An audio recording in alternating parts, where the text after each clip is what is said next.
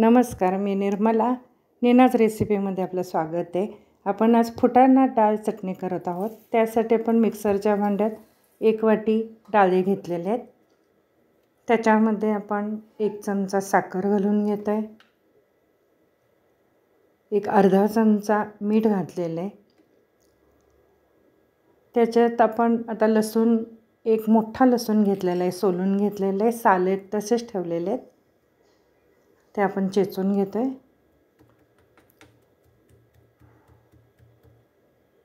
त्यानंतर कढईमध्ये 1 चमचा तेल घेतलं.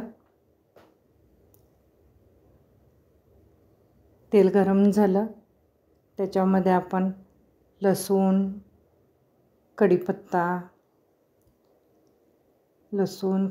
भाजून घेतो आहे. चांगलं फ्राय करून घ्यायचं.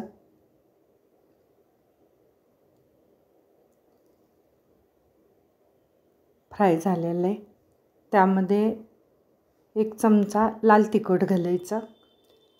तिखट घालून आपण अर्धं मिश्रण त्यातलं आपण ह्या डाळ्यांमध्ये घालतो आहे. तिखट हवं तर अजून आपण 1 चमचा घालू शकता आपल्या आवडीनुसार. नंतर आपण हे सगळं मिक्सरला बारीक करून घ्यायचं, पूड करून घ्यायची. पूड करून झाल्यानंतर राहिलेलं मिश्रण आपण वरून न वाटून घेता असंच मिक्स करून घ्यायचं. एकजीव एका भांड्यात घेऊन आपण एकजीव करून घ्या.